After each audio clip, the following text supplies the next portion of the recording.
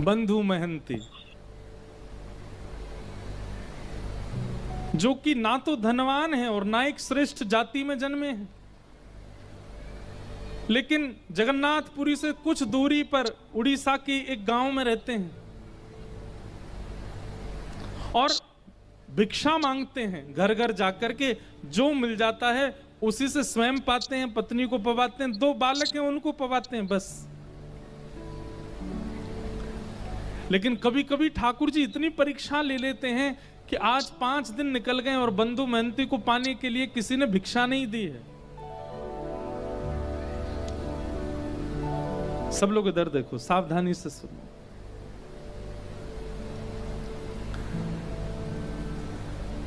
पत्नी व्याकुल है और पता क्या करते हैं, बंधु महंती का नियम है, भिक्षा लेकर के आते हैं घर घर से या बैठ जाते हैं रोड के किनारे, जो दे देता है उसको ला करके पत्नी बच्चे और स्वयं पा लेते हैं और पवाने के पीछे शर्त रखते हैं, क्या?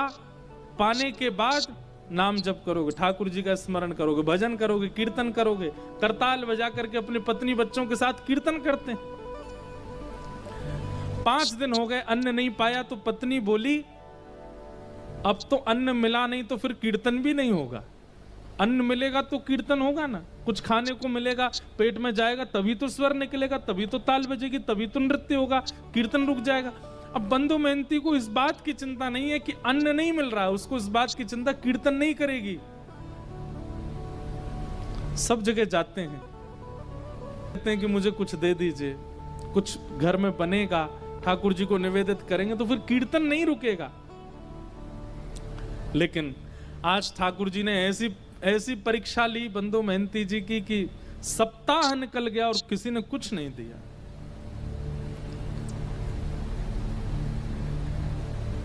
बंधु महंती सोचते हैं क्या करूं, कीर्तन नहीं होता है, बच्चे भूखे रोते हैं, पत्नी कहती है कि अन्न मिले तो कीर्तन हो। रात में मन बनाते हैं, पत्नी को उठाते हैं, बोलते हैं सुनो, मैंने तुम्हें आज तक बताया नहीं, मेरे एक मित्र हैं। अच्छा, बहुत धनवान हैं, बड़े सुंदर हैं, खूब सारे जेवर पहन के घूमते हैं और लाखों करोड़ों लोग उनके चरणों में प्रणाम करते हैं। अच्छा, तुम्हारे मित्र हैं? बोले हाँ मेरे मित्र हैं, मुझे अपना सखा मानते हैं। क्या नाम है उनका? बोले मेरा और उनका एक जैसे ही नाम है, मेरा बंधु महंती नाम है, उनका दीन बंधु नाम है, उनका नाम दीन बंधु, हम दोनों मित्र हैं एक दूसरे के। अच्छा, दीन बंधु नाम है, कहाँ रहते हैं वो? देवी, मेरा मन है कि मैं और तुम और बच्चे सब उनके पास चलें, वो हमें भोजन जरूर खिलाएंगे। भोजन का नाम सुनती पत्नी इतनी खुश हो गई जैसे पति आज के डेट में गए डायमंड देने को बोल दे या हीरे जवाहरात देने को बोल दे, खूब सारी ज्वेलरी। पत्नी भोजन देंगे? बोले भोजन, दाल देंगे, भात देंगे और साथ में छेना पोड़ा देंगे, आदि आदि सब देंगे। ये सब सुनकर के हम चलें उनके पास, चलो बच्चे सो रहे हैं, मैं गोद में उठा लेती हूँ, चलते। देवी चल तो देंगे लेकिन थोड़ा समय लगेगा। कोई बात नहीं, सुबह तक तो पहुंच जाए। सुबह तक नहीं देवी, 5 दिन का समय लगेगा। पत्नी बोली 5 दिन? कहाँ रहते हैं? बोले एक नीलाचल धाम है जगन्नाथपुरी, वहां रहते हैं, मेरे दीन बंधु वहां रहते।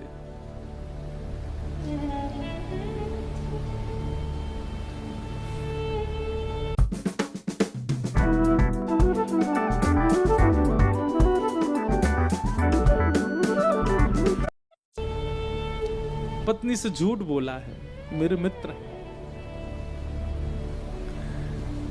कोई बात नहीं, हम सह लेंगे, लेकिन भोजन तो मिलेगा ना वहां पर? हाँ मिलेगा ना, मेरे मित्र हैं। भोजन की बात करती है, वो वस्त्र भी देंगे, अन्न भी देंगे, रहने को घर भी देंगे, चल। और अपनी पत्नी को लेकर के जा रहे हैं और रास्ते भर जगन्नाथ जी से प्रार्थना करते जा रहे हैं, हे महाप्रभु मुझे कुछ नहीं चाहिए, तो मेरी लाज बचाना। मैंने इसको बोला है कि आप मेरे मित्र हो, कहीं आप मित्र बनकर के नहीं मिले तो इसके मन में अविश्वास हो जाएगा, और इसके मन में अगर अविश्वास हुआ नाथ तो मैं क्या करूंगा। अब इसी बहाने से अपनी पत्नी बच्चों से कीर्तन कराते। अब तो 3 ही दिन में पहुंच जाएंगे, कीर्तन करो, कीर्तन करते हैं, जबरदस्ती करवाते हैं, लेकिन ये भी बंधुओं एक प्रकार से भगवत भाव है कि आप स्वयं तो भगवत भजन करते हैं पर अपने मित्रों से और संबंधियों से भी भगवत भजन कराते हो, ये भी एक कृपा है। ठीक है, एक दो बार कुभाव से करेंगे तो भी चलेगा, करेंगे तो सही। अपनी पत्नी बच्चों को लेकर के बंदो महंती पहुंच गए जगन्नाथपुरी। 5 दिन हो गए चलते चलते, कुछ खाया पिया पिछले 7 दिन से नहीं खाया, 5 दिनों, बच्चे भूखे प्यासे तड़प रहे हैं। तो जैसे ही जगन्नाथपुरी पहुंचे, दूर से ही नील चक्र दिखाई दिया, ध्वजा लहरा रही है महाप्रभु जगन्नाथ जी की। देख करके अपनी पत्नी बोले, देखो वो जो ध्वजा दिख रही है ना, बोले हाँ, उसी के नीचे ही मेरे मित्र बैठते हैं, वो उनके घर की ध्वजा है। पत्नी भी आनंदित हो गई। लेकिन महाप्रभु जगन्नाथ जी का आज तक केवल कथाओं में श्रवण किया था, पहली बार देखने जा रहे हैं बंदो महंती, ध्वजा देख करके ही मूर्छित हो गए। पत्नी ने बड़ी मुश्किल से होश में लाए। अब तो ज्यों ज्यों मंदिर पास आ रहा है त्यों त्यों नृत्य कर रहे हैं, और बार बार नृत्य करते करते घबरा जाते हैं, और घबरा कर कहते हैं, महाप्रभु जी आप याद है ना, मैंने मित्र बताया है आपको, किसी और को नहीं दिखाना है, मुझे कोई प्रचार नहीं करवाना कि आप, मेरी पत्नी को बस दिख जाना कि आप मेरे मित्र हो, और दिखना भी नहीं, मैं उसको बोल दूंगा आप बहुत व्यस्त रहे, तो बस भोजन प्रसाद पवा देना, इतना करवा देना, बस और कुछ नहीं चाहिए। महाप्रभु जी के मंदिर पहुंचे, जाने कितनी बार ठाकुर जी की स्मृति में बेहोश हो गए। जगन्नाथ जी के मंदिर में प्रवेश किया, महाप्रभु जी के सामने जैसे ही पहुंचे, आहा, जगन्नाथ स्वामी नयन पथगामी भवतु में, महाप्रभु जी के जब विशाल नेत्रों का दर्शन और ये आजानुलंबित भुजाओं का दर्शन किया, बंदो महंती नाचने लगे, दौड़ने लगे भीतर की ओर, मानो जैसे महाप्रभु जी बुला रहे हो। देख, मैंने कही थी ना मेरे मित्र हैं, मुझे देखती देख भुजा खड़ी कर ली इन्होंने, कह रहे आजा गले मिल ले। हाँ भुजा तो जाओ मिल लो, अभी नहीं ना, अभी वस्त्र नहीं धुले मेरे, अच्छे स्वस्थ वस्त्र पहनूंगा, ना धो के तैयार, तब जाऊंगा भीतर। एक लाज तो बचा ली ठाकुर जी, अब दूसरी कुछ प्रसाद पवा देना। ऐसे बंदो मेहनती रात भर बैठे रहे मंदिर के द्वार पर, किसी ने भोजन नहीं पूछा। पत्नी बोली, आप तो कह रहे थे कि आपके मित्र भोजन पवाएंगे, दाल भात और जाने क्या क्या आप हमको प्रलोभन दे रहे थे। अरे तू देखा नहीं कितनी भीड़ थी अंदर, कितने लोग बैठे थे वहां पर, अभी सबसे मिल रहे हैं, वो सुबह तक हो जाएंगे, कराएंगे ना हमको। और वहीं बैठ करके चिंतन करते जा रहे हैं महाप्रभु जी, कीर्तन करो कीर्तन करो, और तुम पे तो घूम फिर के कीर्तन आता है, अब तो हम कीर्तन तभी करेंगे जब महाप्रसाद मिलेगा। अर्धरात्रि का समय सब चले गए, और बंदो महंती केवल हाथ जोड़ करके रुदन करते हुए ठाकुर जी से प्रार्थना कर रहे, नाथ लाज बचा।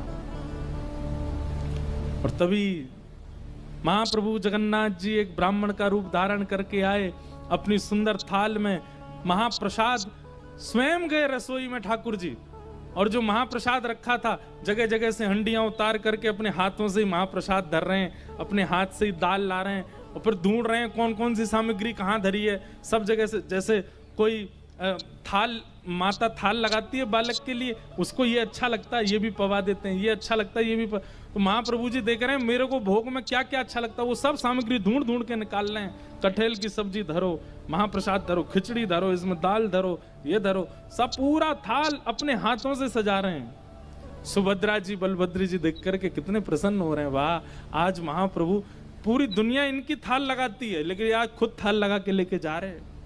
ठाकुर जी को अपनी थाली लगानी नहीं आती, उनको क्या चुपचाप से बैठे रहते हैं, लाडले लाल हैं, दूसरे लगा लगा के देते हैं, पर आज बंदो महंती की थाल खुद लगा रहे हैं।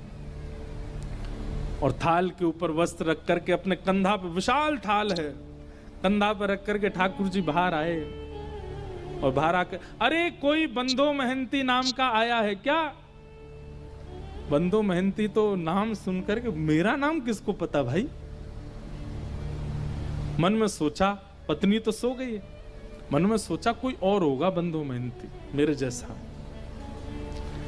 लेकिन देखा कोई और है भी नहीं, अकेला मैं ही बैठा हूं। स्टार हेल्थ इंश्योरेंस, 1 करोड़ से भी ज्यादा क्लेम सेटल्ड, 14,000 से भी ज्यादा नेटवर्क हॉस्पिटल। आप और आपके परिवार की जरूरतों के अनुसार कस्टमाइज भी किए जा सकते हैं और मिलती है cashless anywhere facility. Thakur ji बड़ी अपनी भौं चढ़ा करके और जैसे कोई बिना भाव दिए बात करता ना, ऐसी बात कर रहे हैं। ए भाई कौन हो तुम, कहां से आ गए हो, ये फटे पुराने लत्ते पहन, यहाँ बाहर निकलो यहाँ से। चले जाएंगे भगवान, पर हम ही बंदो मेहनती हैं। तुम बंदो मेहनती हो? बोला हाँ। अच्छा, अपना और परिचय बताओ। बोले और तो क्या परिचय है, परिचय यही है कि मेरे पास ना तो घर है, ना व्यापार है, ना संपत्ति है, ना धन है, कुछ भी नहीं है। ठाकुर जी को अपना मित्र मानता हूं बस। अरे यही परिचय तो पूछ रहे थे। महाप्रभु जगन्नाथ जी आए थे स्वप्न में और स्वयं भगवान ही कह रहे हैं, बोले प्रभु महाप्रभु जगन्नाथ जी आए थे स्वप्न में, स्वप्न में आके बोले मेरा मित्र बंधु मेहनती। बोले 1 मिनट रुक जाएंगे? बोले क्यों? पत्नी को उठा दूं, उसके सामने बोल दो ये बात कि मेरे को मित्र कहा महाप्रभु जी ने। पत्नी को उठाया, पत्नी बोली क्या हुआ? बोले देख महाप्रसाद लेके खड़े हैं।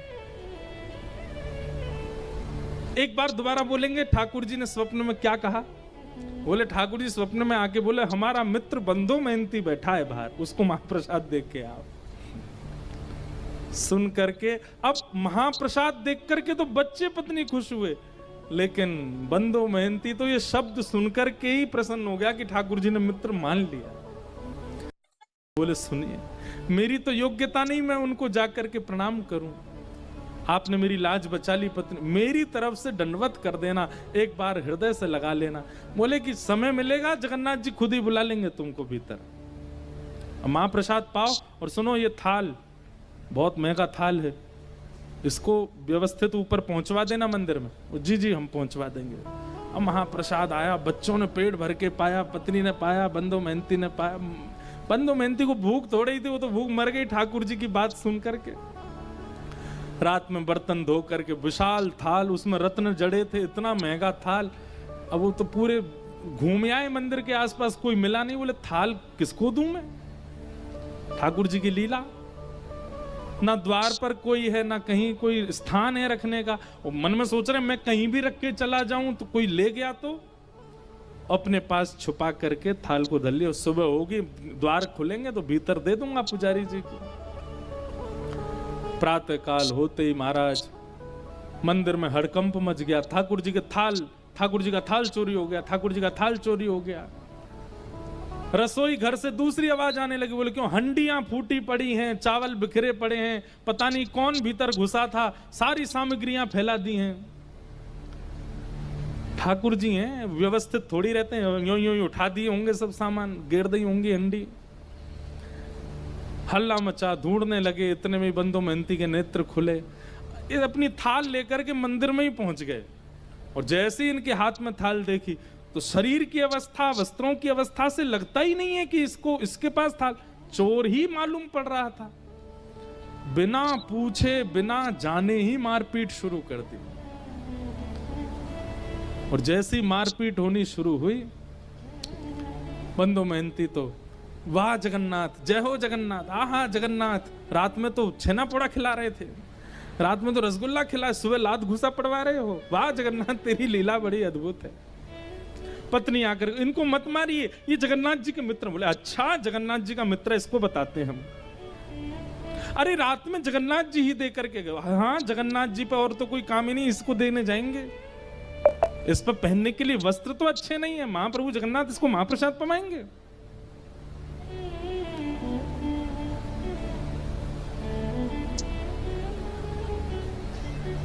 इतना मारा कि बंधु मेहनती बेहोश तो नहीं हुए, पर ठाकुर जी के ध्यान में चले गए। बोले नाथ आपकी लीला, श्रीमद् भागवत में गोपियां कहती हैं, मैवम विभोर हति भवान गदितम नृशंसम संत्यज्य सर्व विषयाम तव पाद मूलम। हे ठाकुर जी, सब चीज छोड़ करके भक्त आपकी शरण में आता है, लेकिन आप परीक्षा लेने से बाज नहीं आते, आप बहुत परीक्षा लेते हो। बंधु मेहनती चिंतन कर रहा, वाह नाथ, आप चाहो तो सब कुछ देते हैं और आप चाहो तो मारते पीटते भी। ठाकुर जी तुरंत दैतापति राजा के स्वप्न में गए और कहे, बोले मेरा परम सखा बंधु मेहनती यार, तुम्हारे लोग उसको मार रहे हैं, अभी जाओ, जाकर के उन लोगों को रोको और उन सबको बताओ। उनका दिमाग नहीं चलता, खुद वो स्वयं नहीं विचार कर सकते। जब मंदिर का ताला नहीं टूटा है, मंदिर के अंदर के सांकर तक नहीं खुली है, तो फिर भीतर से थाल बाहर कैसे चला गया? अरे मानव को ताला तोड़ना पड़ेगा, सांकर खोलनी पड़ेगी, तभी वो किसी सामग्री को चुरा सकता है। पर मेरे लिए कोई द्वार नहीं होता, कोई ताला नहीं, मैं जहां चाहूं जा सकता हूं। बता दो, थाल वो नहीं लेके आया, मैं दे के आया। मेरा मित्र बंधु मेहनती आया। राजा ने आकर के सबको रोका। बोले क्यों मार रहे हो? इन्होंने बोले थाल चुराया, ताला खुला हुआ मिला था क्या? बोले नहीं। बोले रसोई घर में सब सामग्री फैली थी। बोले रसोई के ताले खुले हुए? तो बोले नहीं। बोले भाई जब ताले ही टूटे नहीं तो फिर ये सामग्री बाहर कैसे आई? विचार किया तुमने? बोले स्वयं जगन्नाथ जी देख करके गए। जगन्नाथ जी की आज्ञा बता करके क्षमा मांगी और महाप्रभु जगन्नाथ जी ने आज्ञा कर दी। बोले आज से हमारे मंदिर में सब जो भी कुछ धन राशि आती है, जो भी, वो सब सेवा बंधु मेहनती को प्रदान करो, इनको हमारे मंदिर की सेवा दे दो। आज तक महाप्रभु जगन्नाथ जी के मंदिर की सेवा उन्हीं के वंशज करते आ रहे हैं। परसों तरसों हमें मिले थे कोई उनके वंश